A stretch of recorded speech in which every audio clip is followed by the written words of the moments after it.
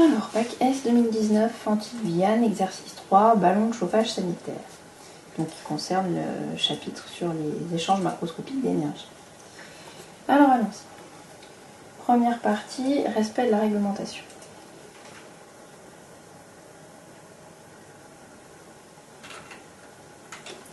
Alors, allons-y. Première question, question de cours. Donc, je ne vais pas revenir là-dessus. On l'a déjà vu avec les petites vidéos, etc. en cours. Donc les trois modes de transfert d'énergie, c'est le mode par conduction, le mode par convection et le mode par rayonnement. Ensuite, 1.2. On me dit on chauffe un ballon d'eau de 15 degrés à 65 degrés, on néglige les pertes et on me demande quelle est la durée nécessaire pour chauffer le ballon d'eau. Et ensuite de vérifier que la valeur de cette durée est cohérente avec les données fournies par le fabricant.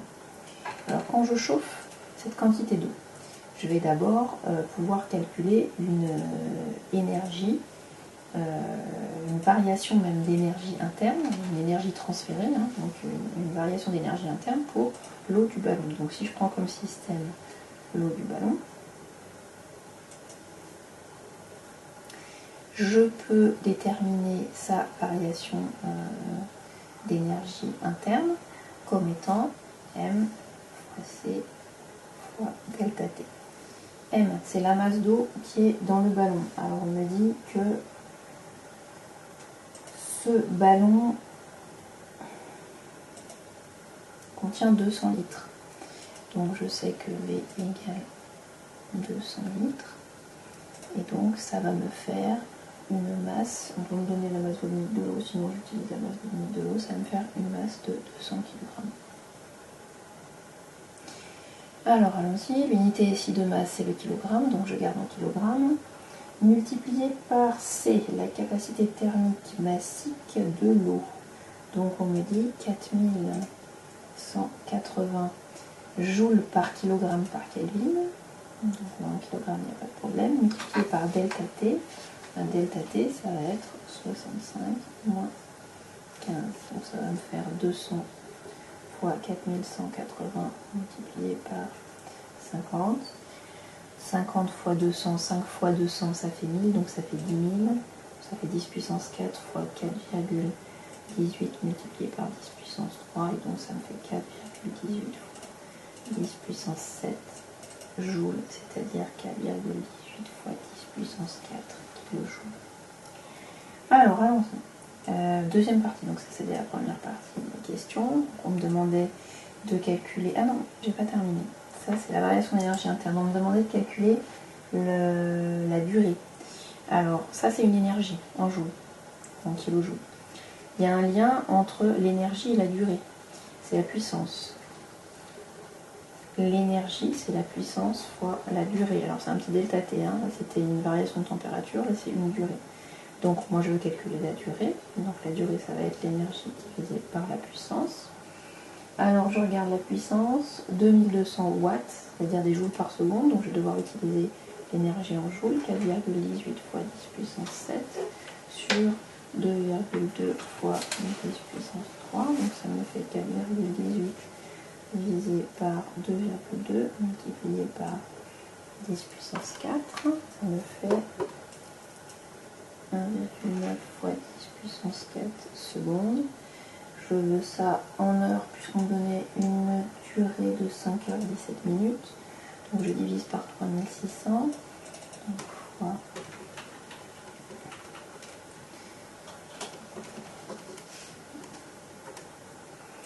ça me fait 5,28 heures, c'est-à-dire que ça me fait 5 heures.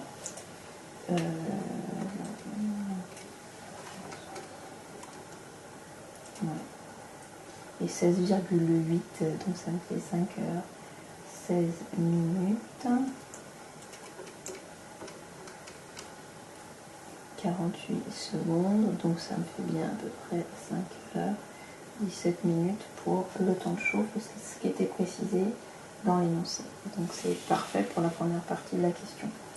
Ensuite, on me demandait, deuxième chose, de vérifier que cette valeur de durée C'est ça. Donc ça dure 17 minutes et donc là de vérifier que c'est cohérent. Cohérent avec la valeur de l'énoncé.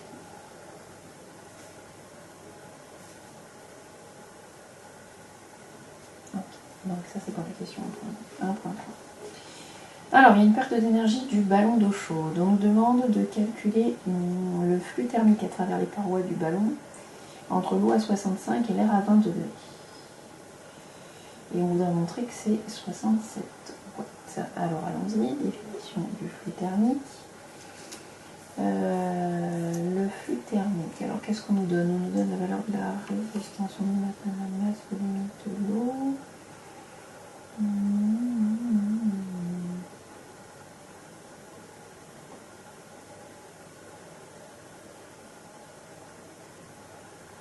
C'est ça, il faut qu'on calcule la résistance thermique. Donc ça va me faire delta T sur RTH. Résistance thermique avec RTH est égal à E sur lambda.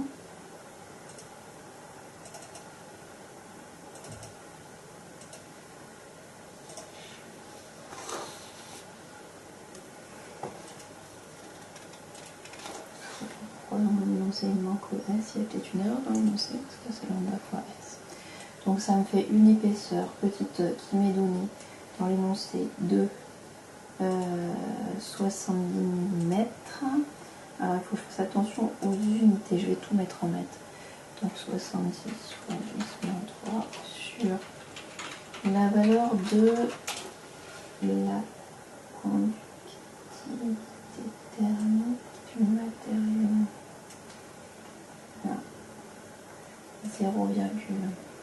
0,036 watts par mètre par Kelvin, donc ça c'est bien, multiplié par la surface qui doit être en mètres carrés, c'est 2,9 mètres carrés. Donc je vais faire l'application numérique pour trouver la résistance thermique, encore que j'aurais pu faire l'application numérique uniquement à la fin. La résistance thermique, si je fais le calcul, je trouve 0,67 Kelvin par watt. Et si je veux maintenant calculer le flux, je vais avoir variation de température. Donc on a 20 degrés à l'extérieur et 65, donc ça me fait 65 moins 20. Alors, là, je vais parler en valeur absolue parce que...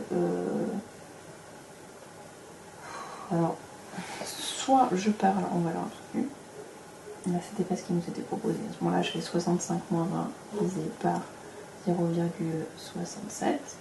Donc je fais l'application numérique.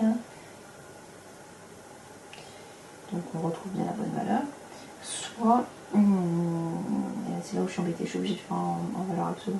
Parce que le flux thermique à travers les parois du ballon, entre l'eau chaude et l'air extérieur, tout dépend de ce qu'on prend comme système. Si on prend comme système l'eau du ballon, le flux thermique il devrait être négatif, puisque c'est de l'énergie qui est perdue par le ballon. Donc c'est un peu mal précisé dans l'énoncé, vu qu'il nous donne la réponse, on sait qu'il faut qu'on le prenne en barre de valeur absolue, parce que c'est un flux qui est perdu, il devrait être négatif. Voilà, ils le veulent positif, donc on est obligé de faire comme ça.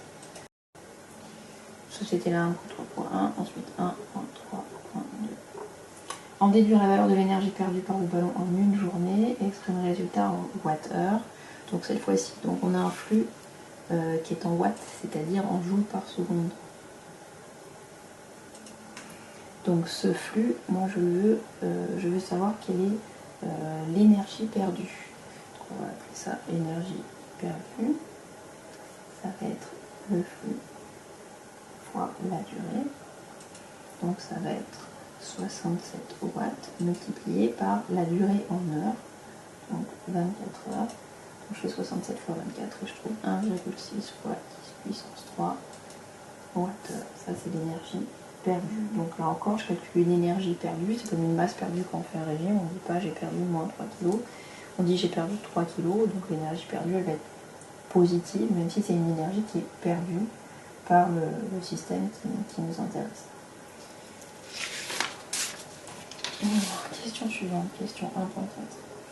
En utilisant le résultat précédent, évaluer le coefficient de refroidissement du ballon d'eau chaude sanitaire étudié, est-ce que c'est correct cohérent avec la donnée du fabricant? Alors on me dit que les chauffe-eau à accumulation doivent avoir une constante de refroidissement qui doit être inférieur ou égal à une certaine valeur. Et on me dit que la détermination du coefficient de refroidissement, on prend l'eau stockée qui est à 65 degrés, la température de l'air ambiant 20 degrés, donc c'est tout à fait ça. Et donc ce coefficient de refroidissement, eh bien, on va pouvoir le calculer. Alors allons-y, coefficient de refroidissement est égal à... Alors la constante de refroidissement, elle s'exprime en wattheure par jour par Kelvin par litre. Donc c'est l'énergie perdue. Donc ça, c'est déjà des wattheures par jour. Divisé par, donc il me la faut en Kelvin par litre. Donc moi je sais qu'ici c'était pour une variation de 45K, donc je divise par 45, donc je divise par mon delta T. Et il faut que je fasse aussi, c'était pour 1 litre, et donc moi, il faut que je divise par le volume. Donc ça va me faire, on a dit, 1,6 fois 10 puissance 3, l'énergie perdue, divisé par, on a dit 65 moins 20, multiplié par les 200 litres. 0,178, si je garde que deux chiffres significatifs, 0,18, donc ça va être des wattheures par Kelvin par litre par jour.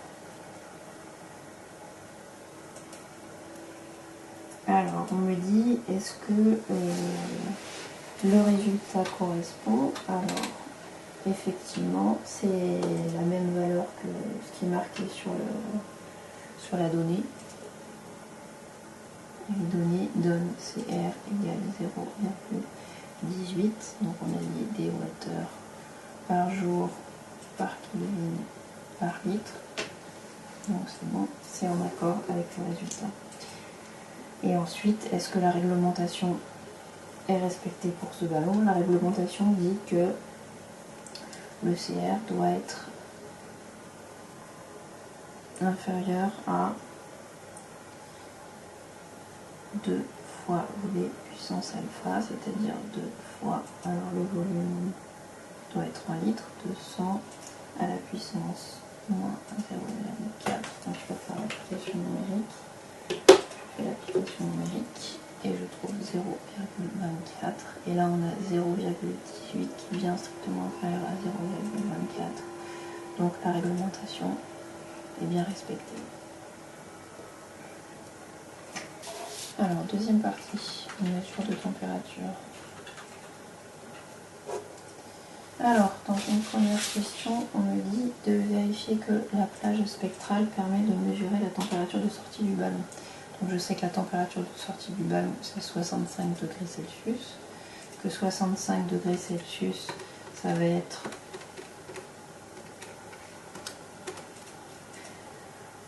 338,15 Kelvin, donc on va pouvoir arrondir à 338 Kelvin.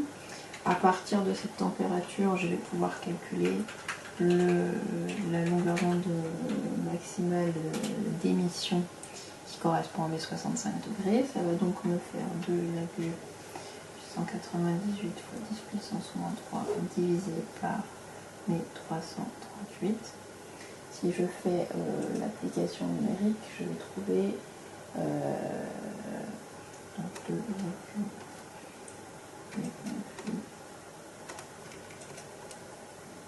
je vais trouver 8,57 fois 10 puissance moins 6, c'est-à-dire à peu près 8,6 micromètres. Et j'ai bien mis 8,6 micromètres qui sont compris entre, alors c'était 7,5 et 13 micromètres, ça c'était les valeurs de la plage spectrale.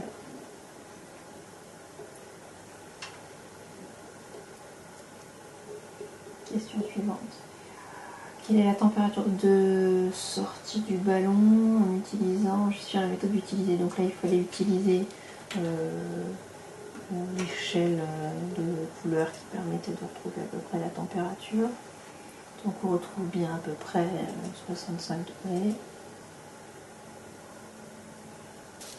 Alors concernant les questions suivantes, c'est sur quelque chose qu'on n'a pas encore fait, mais c'est pas inintéressant de regarder quand même. Donc on nous dit, on a une photo qui est codée en niveau de gris. Chaque pixel est codé sur 10 bits et il faut calculer en octets la taille de l'image. Donc je sais que 1 octet c'est 8 et je sais que une image, je sais que chaque pixel c'est 1 octet. Un pixel est codé sur 1 octet. Donc une image c'est une résolution de 120 par 120 pixels, c'est-à-dire 1,44 fois 10 puissance 4 pixels. Donc la taille en niveau gris, ça va donc être 1,44 fois 10 puissance 4 octets, soit 14,4 kilo-octets. Ensuite on me dit qu'est-ce qui se passerait si j'avais une image en couleur. Alors on verra dans le cours que une image en couleur elle est codée sur 3 fois plus, puisque chaque pixel était composé en 3 sous-pixels, rouge, vert, bleu. Donc l'image en couleur, la taille, ça va être 3 fois la taille au niveau de gris. Donc ça va me faire 3 fois 14,4, c'est-à-dire 43,2 kilo-octets. Question 2.4. On peut savoir combien on peut en stocker d'images en couleur. Donc une image en couleur, ça fait 43,2 kilo-octets. Je sais que 1 octet c'est 8 bits, donc si je la veux en bits, ça va faire multiplier par 8, 3,46 fois 10 puissance 5, 10 puissance 5 bits. Je sais que sur la carte SD, j'ai 1,8, c'est-à-dire 1 fois. Alors si j'avais 10 puissance 3, c'est kilo, 10 puissance 6, c'est méga, et donc c'est 10 puissance 9 giga. Donc je vais pouvoir savoir combien je peux stocker d'images. Donc le nombre d'images, ça va être 1 fois 10 puissance 9 divisé par 3,46 fois 10 puissance 5. Et donc ça va nous faire 46. Ça va nous faire 0,9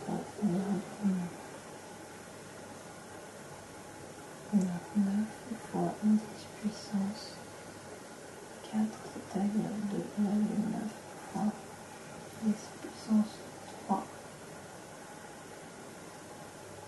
Enfin, c'était 2 gigabits, c'est pas 1 gigabit, c'est 2 gigabits, donc 2 gigabits. Donc ça fait pas ça, mais ça fait ça fois 2.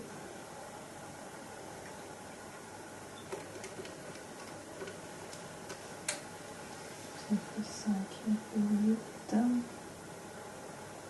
c'est-à-dire 5800 images.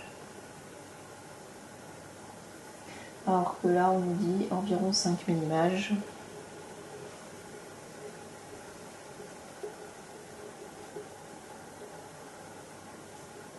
Donc on a bien un même ordre de grandeur entre les deux.